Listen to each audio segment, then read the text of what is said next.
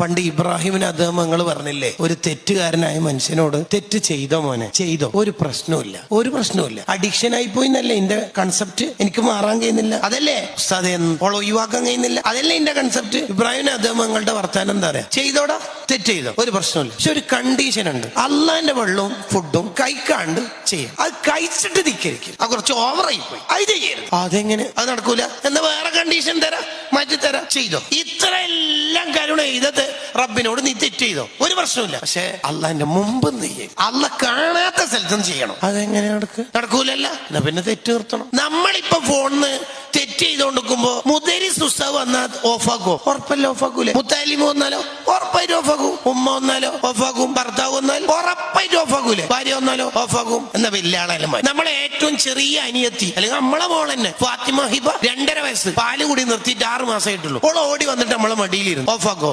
അപ്പൊ ഓക്ക് മനസ്സിലാവും നീ ചെയ്യുന്ന ഹറാമാണ്. ഭയങ്കര സാധനം. ഓ ശരി, ഓഫാക്കൂലേ? അല്ലാഹ് ഖുദ്സി ഹദീസിൽ ഇത്രേ പറയുന്നുള്ളൂ. എന്ത്? ലാ തജ്അൽനി അഹ്വനൻ നാളിരീനയിലെ. നിങ്ങളെ കുറെ ആള് പല കോണുകളിൽ നിന്ന് നോക്കുന്നുണ്ടാവും. നിങ്ങളെ നോക്കുന്നവരില് ഏറ്റവും ലോക്കലാക്കിയിട്ട് എന്നെ ആക്കരുത്. നിങ്ങള് മുദരിസ് വരുമ്പോ ഓഫാക്കി, ഉമ്മ വന്നപ്പോ ഓഫാക്കി, മോള് വന്നപ്പോ ഓഫാക്കി. ഞാൻ കാണുന്നുണ്ട് എന്നുള്ളതിന് എനിക്ക് ഒരു പ്രശ്നമില്ല. എന്നെ ഏറ്റവും ലോക്കലാക്കരുത്. മുദരിസിന്റെ വിലയൊന്നും തന്നിട്ടില്ലെങ്കിലും ആ ഫാത്തിമ ഹിബ 2.5 വയസ്സ് അതിന്റെ വിലയെങ്കിലും താടോ. എനിക്ക് ഒന്നും ഇല്ലെങ്കിൽ എന്നെ വിലയൊന്നും വേണ്ട.